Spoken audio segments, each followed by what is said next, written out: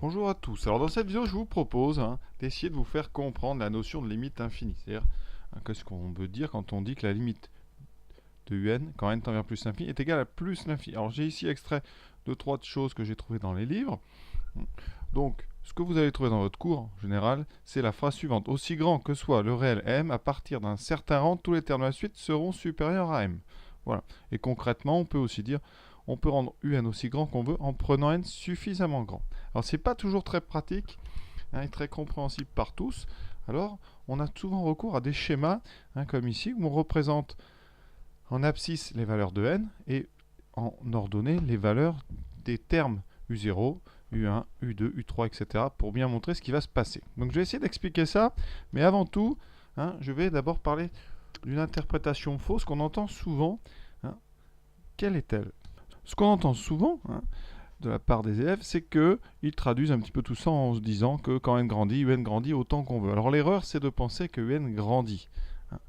La suite un n'est pas forcément croissante quand sa limite est plus l'infini.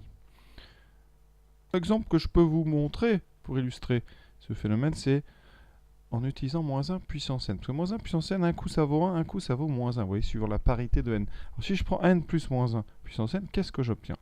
Regardez bien, u0 ça fait 0 plus 1, d'accord? Parce que moins 1 puissance 0 ça fait 1. u1 ça fera donc 1 moins 1, ça fera 0.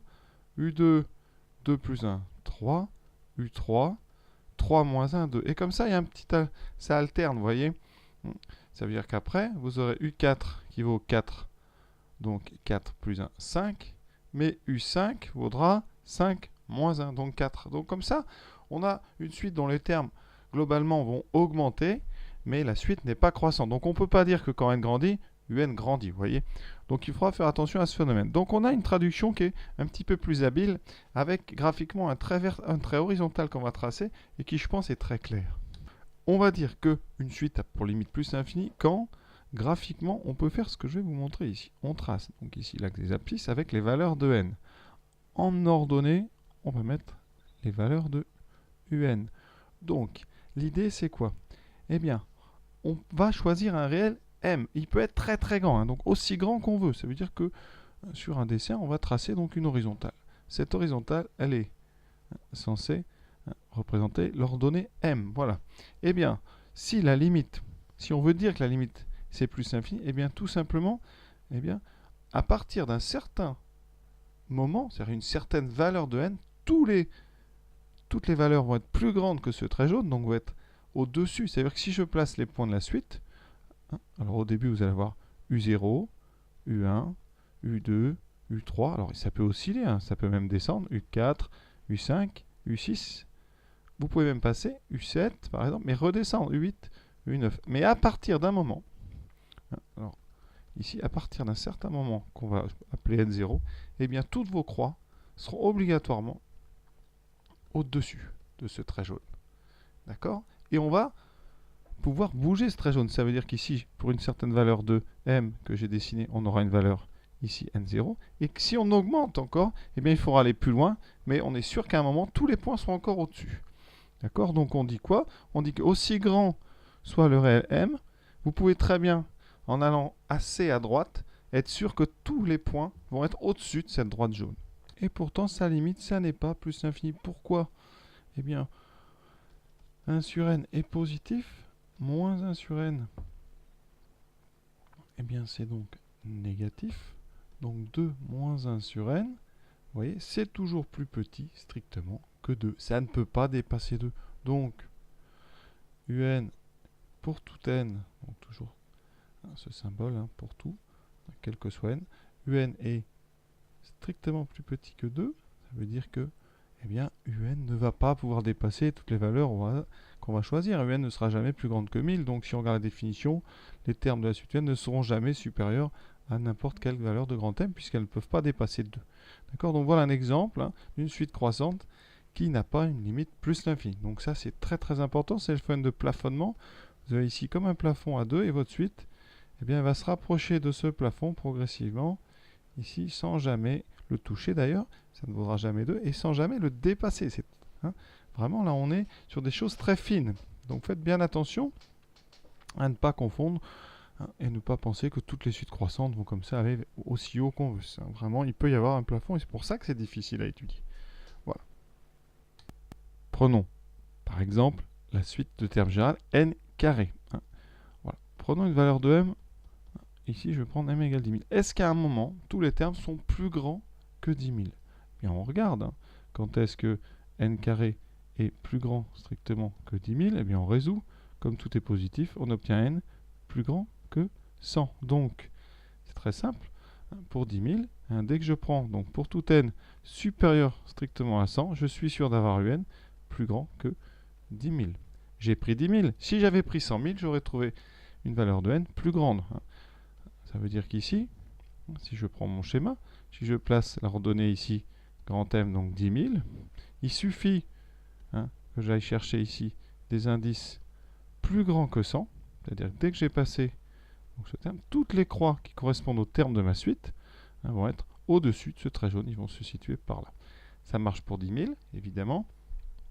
Si on fait le cas général, donc on prend soit M un réel, alors ici on va le prendre positif, soit M donc positif, on va chercher quand est-ce que UN va être strictement plus grand que M. Ça équivaut à avoir n carré plus grand que M, comme n est positif, ça équivaut à n plus grand que racine de M. Donc, aussi grand soit M, à partir du rang racine carrée de M, tous les termes de la suite seront strictement supérieurs à M. Ça veut dire que ici, donc, la limite quand n tend vers plus l'infini de la suite des n carré, elle est bien plus l'infini. Je répète, aussi grand soit la valeur de grand M, il suffit que je prenne un rang supérieur strictement à racine M pour avoir une valeur de UN plus grande strictement que M. Alors évidemment, rassurez-vous, en terminale, on aborde juste le concept. On va utiliser des tableaux pour faire toutes les limites. On va raisonner plutôt de façon intuitive. Donc évidemment, intuitivement, on se rend bien compte que quand n va grandir, n carré va être vraiment de plus en plus grand. Et même beaucoup plus grand que n, parce qu'au carré, par exemple, 100, vous voyez, ça fait 10 000. 1000 au carré, ça fait 1 million. Donc n carré va vraiment aller très très vite vers des très grandes valeurs. Alors les suites classiques qu'il faut connaître qui tendent vers l'infini, c'est donc n carré, n cube, toutes les puissances de n, plus grandes que 1. Donc n4, n5, n7. Ensuite, racine carrée de n. Racine carrée de n, ça va vers plus l'infini. Pourquoi? Parce que si vous voulez chercher quand est-ce que racine carrée de n est plus grand strictement que n, que grand M, et bien là, il suffit de mettre au carré, il suffit de prendre n plus grand que m carré. D'accord? Donc, aussi grand soit le réel grand M, à partir d'un certain rang qui est racine de n, qui est m carré, tous les termes de la suite racine carrée seront plus grands que grand M. Donc, racine carrée de n aussi ne pose pas de problème. Sa limite, c'est plus l'infini. En fonction, évidemment, de la formule, vous allez plus ou moins vite vers l'infini. Ça dépend de la courbe de la fonction. Alors, si vous regardez la fonction, donc x, ça courait comme ça. La fonction x carré, elle est comme ceci. Donc x carré va plus vite vers plus l'infini que x. La racine carrée, elle, elle est comme ceci. Donc elle va beaucoup plus doucement vers l'infini que les autres. Mais ça n'empêche pas qu'elle aille vers plus l'infini. Alors, les remarques qu'on peut faire. Des suites qui sont intéressantes, c'est par exemple la suite des moins 2 puissance n. Au départ, donc moins 2 puissance 0, ça vaut 1. Ensuite, moins 2. Puis moins 2 au carré, ça fera 4. Moins 2 au cube, moins 8. Ensuite, moins 2 puissance 4, ça fera 16, etc. Donc moins 32, 64. Donc là, on a l'exemple d'une suite dont on peut trouver toujours des termes très très grands. C'est-à-dire que toutes les puissances paires vont monter. Grandir, grandir. Par contre, les puissances impaires, elles vont aller vers moins l'infini. Donc là, eh bien, si vous tracez un trait horizontal, vous aurez la moitié des termes au-dessus et la moitié des termes qui sont en dessous. Donc cette suite ici n'a pas de limite. Elle ne converge pas elle ne va pas vers plus l'infini. Quand une suite d'ailleurs a une limite plus l'infini, on ne dit pas qu'elle converge, on dit qu'elle diverge, mais elle diverge vers plus l'infini. C'est donc une suite qui a une limite, mais on ne dit pas qu'elle est convergente. On réserve le mot convergente aux suites qui ont une limite finie. Pour être clair, donc, deux cas où on dit qu'une suite diverge, c'est quand la limite c'est plus l'infini ou moins l'infini. Si UN n'a pas de limite, on dira aussi qu'elle diverge. Par contre, si elle a une limite finie, on verra ça dans les autres vidéos, alors on dit qu'elle converge. Pensez aux lentilles en physique. Il y a des lentilles convergentes et des lentilles divergentes. Les convergentes, c'est celles qui ont la capacité ici de concentrer les rayons sur un point. Les rayons arrivent et se concentrent sur un point unique. Les lentilles divergentes, elles n'ont pas cette propriété. Alors j'ai parlé de la limite plus l'infini. Évidemment, vous adaptez très vite pour une limite égale à moins l'infini. Qu'est-ce qu'on va dire quand comment traduit-on le fait que la limite de un c'est moins l'infini? Eh bien, on va dire aussi grand que soit. Alors là, ça ne sera pas aussi grand parce qu'on va prendre des négatifs, donc aussi petit. Hein. Alors, moi, je préfère l'expression aussi grand négatif que soit le réel m. À partir d'un certain rang, tous les termes de la suite seront inférieurs à m. Donc là, le principe est le même, mais c'est vers le bas. C'est-à-dire que vous allez tracer un trait horizontal, mais évidemment vers le bas. Et à partir d'un moment, hein, d'accord, voilà, vous allez pouvoir trouver un n0 ici, à partir duquel toutes les valeurs des termes sont donc plus basses. Il peut y avoir encore des oscillations, mais elles ne pourront plus passer au-dessus de ce trait jaune. Donc voilà, ça c'est la même chose, donc on ne va pas passer du temps là-dessus. Évidemment, en mathématiques, on ne se contente pas de phrases comme ça en français. On veut des définitions très rigoureuses. Alors pour faire des définitions, on a deux symboles en maths, très très importants, qui s'appellent des quantificateurs. Alors il y a un A à l'envers ici, c'est donc le quantificateur universel, c'est pour dire quel que soit ou pour tout, c'est quand on a besoin d'avoir une proposition qui est généralisée. Et ensuite on a un quantificateur qui signifie il existe, qui s'appelle le quantificateur existentiel. Alors pour cette définition, on vous dit quoi? Aussi grand soit le réel grand M. Donc ici, quel que soit donc, le choix donc, de notre réel grand M ici appartenant à R, on peut même le prendre positif, il existe donc un certain rang, c'est-à-dire à partir d'un certain rang, c'est-à-dire il existe un certain rang, alors il faut lui donner un nom, donc il existe une valeur de n, on va l'appeler n0, donc qui est un entier, on définit aussi toujours l'ensemble dans lequel on prend les variables ou les lettres, et après, il existe, donc qu'est-ce qui se passe? À partir de ce rang, tous les termes vont être plus grands que m, donc il existe un rang n tel que, si on prend un n, donc quel que soit le n que je vais prendre, donc plus grand que n0, eh bien j'aurai un strictement plus grand que grand M. Ça veut dire quoi? Eh bien à partir d'un certain rang, tous les rangs d'après auront des termes qui sont plus grands que M. Donc vous voyez, c'est très compliqué bien évidemment. C'est pour ça qu'en terminale, on survole ça sans être formaliste.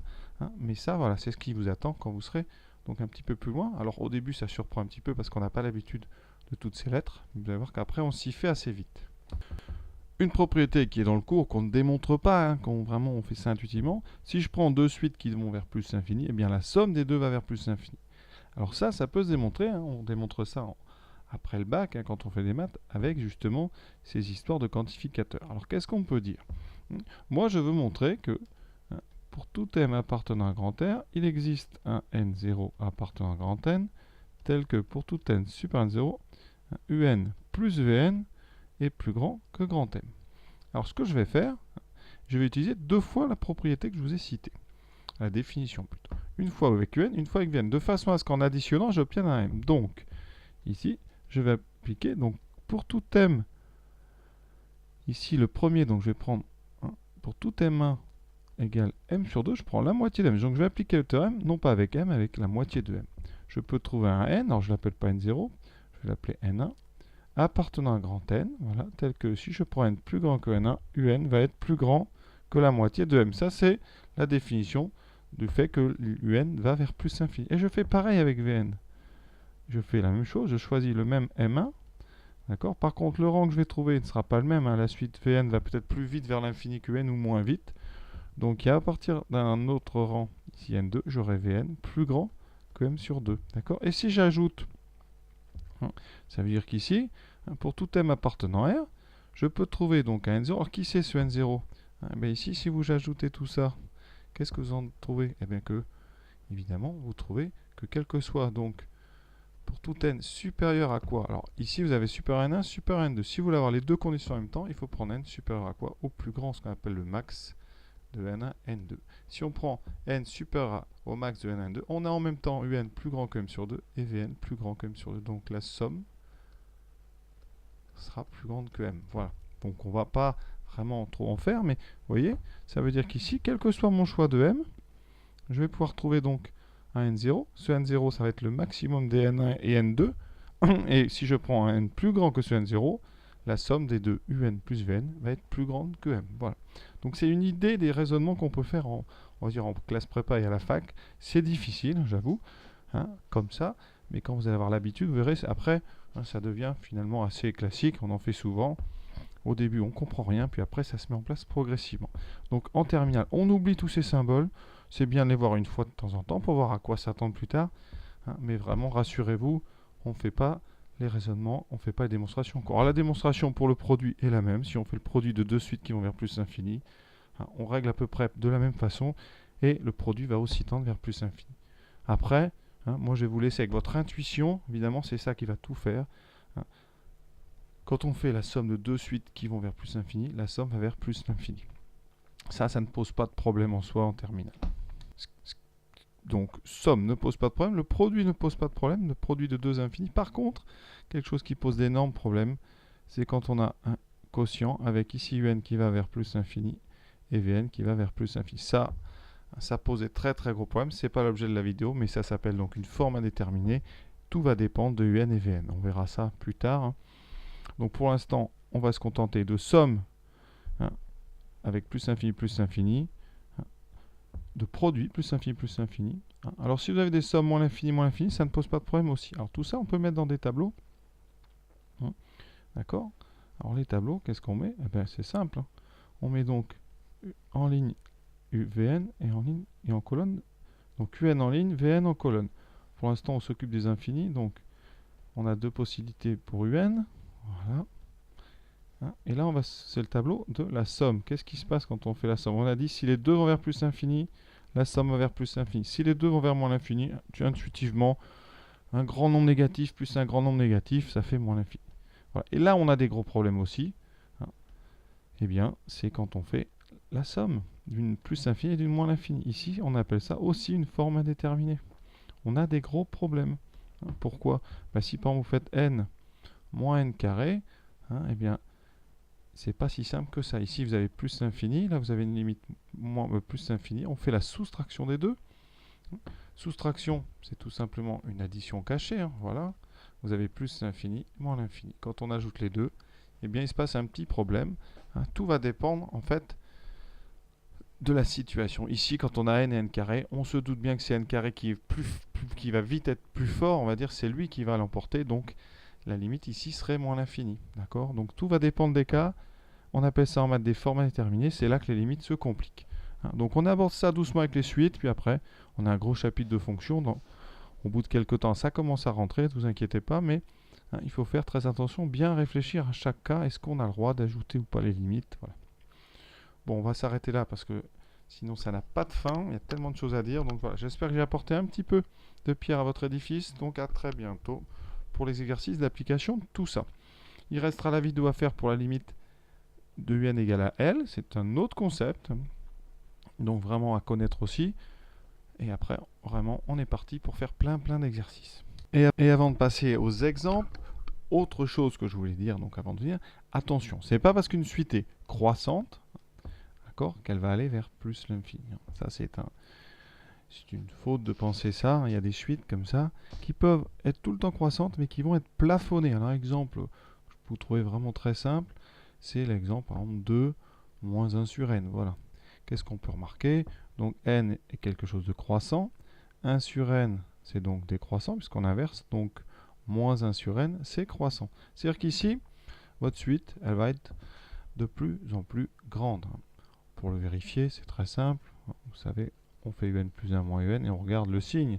Donc un plus 1 moins n, ça fait 2 moins 1 sur n plus 1, moins 2 moins 1 sur n. On regarde, il reste quoi en développant? 1 sur n moins 1 sur n plus 1. D'accord? Et en mettant au même dénominateur, donc là, le dénominateur commun, c'est n fois n plus 1. On aura donc une fois n plus 1, moins une fois n, ce qui fait qu'il reste 1 sur n fois n plus 1. C'est donc positif. Donc la suite du n, vous voyez, de toutes les façons, elle est bien croissante.